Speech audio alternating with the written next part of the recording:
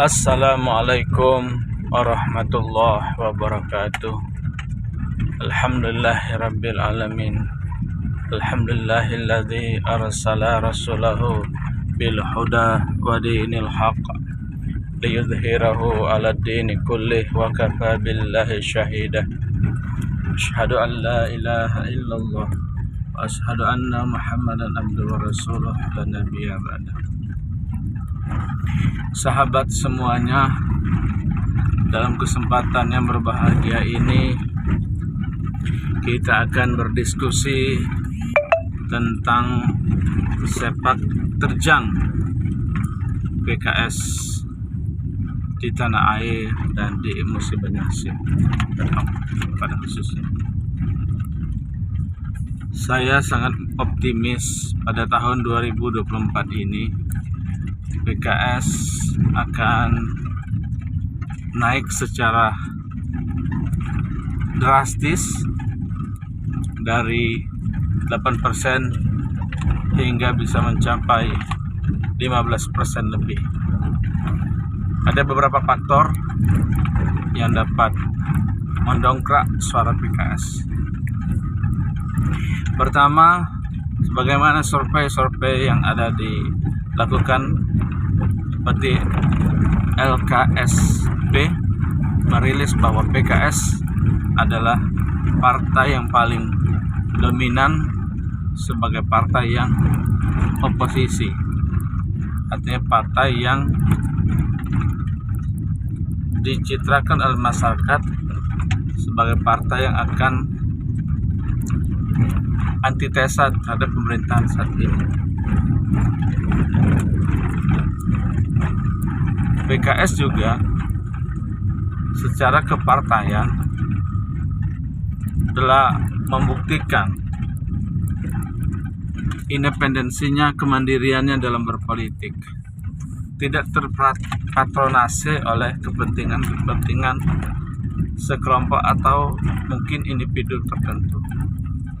Tetapi independensi PKS tersebut telah menghasilkan konsistensi dalam sikap berpolitik, yakni pro rakyat, pro wong cili.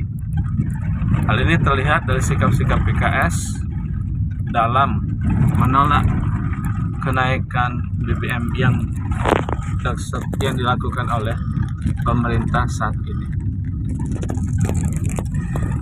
Kita juga melihat bahwasanya sikap PKS terhadap Omnibus Law jelas. Undang-undang tersebut telah melakukan pemangkasan berbagai aturan yang motif utamanya adalah untuk mendapatkan investor sebanyak-banyaknya dalam investasi tertentu. Dan yang menariknya secara tatanan praktis bahwa PKS semakin hari semakin banyak orang-orang yang menyatakan bergabung dalam PKS. Kalau kita lihat bagaimana Ketua DPW PKS Sumsel Ustadz Muhammad Toha melakukan rekrutmen terhadap masyarakat yang ingin aktif di Partai PKS. Kegiatan Sekolah Cinta Indonesia beliau gulirkan tersebut terus menerus mendapatkan respon yang positif dari masyarakat. Belum lagi saat ini ketika kita meluncurkan pembukaan pemberkasan atau penyeleksian bakal calon anggota dewan, kita lihat alhamdulillah respon masyarakat terhadap PKS ini luar biasa.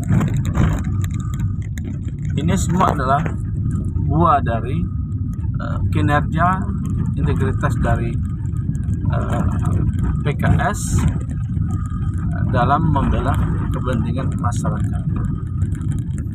Terbaru bahwa PKS terlibat diskusi yang intensif dengan Anies Rashid Baswedan, dengan Nasdem, dengan Demokrat yang akan membahas tentang proses koalisi untuk pencapresan. Yang menariknya adalah bahwa PKS melihat sosok Anies Baswedan mampu dan bisa memberikan yang terbaik untuk bangsa dan negara rakyat Indonesia.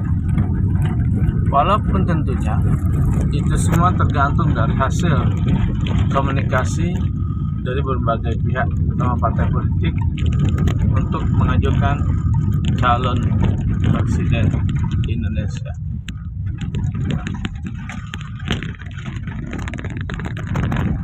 Lalu kemudian sebagai kader-kader PKS kita melihat memang bagaimana menjadikan amal-amal kita ini sebagai amal-amal politik yang juga kita akan nikmati amal-amalnya di akhirat nanti. Hal ini sesuai pesan-pesan dilakukan oleh tim DPW PKS memberikan ilustrasi yang cukup inspiratif bagaimana kita melakukan upaya-upaya sosialisasi logo PKS ke masyarakat ini semampu mungkin dan semaksimal mungkin dilakukan oleh masing-masing kader PKS di berbagai juga wilayah. Inilah yang menarik bahwa PKS memberikan citra positif terhadap partai politik yang tidak hanya mementingkan diri sendiri atau kelompok, tapi PKS menyajikan berbagai solusi-solusi terhadap permasalahan bangsa ini secara ilmiah, terukur, dan konstruktif. Jadi walaupun PKS ini adalah oposisi terhadap pemerintah, tapi PKS juga dalam memperspektifkan terhadap berbagai kasus tidak terlepas dari kajian-kajian dan nilai-nilai manis, nilai-nilai universal yang hal itu juga akan memberikan citra positif dalam keberadaban Indonesia. Ustadz Joni, Ustadz Junaidi Saputra juga menyampaikan bagaimana ada pesan-pesan khusus dari mantan Presiden PKS Ustadz LHI tentang 2024 adalah insya Allah tahun kejayaan, tahun dimulainya dukungan terhadap PKS yang dengan dukungan tersebut akan memberikan kemajuan bangsa dan negara.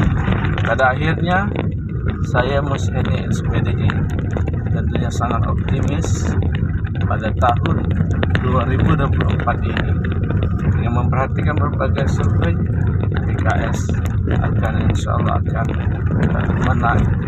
mendapatkan suara lebih dari 15% secara nasional, dan mohon doanya juga bahwa insya Allah saya maju sebagai calon anggota DPRD Provinsi Sumatera Selatan untuk Dapil 9 atau di Kabupaten Musi Banyusin.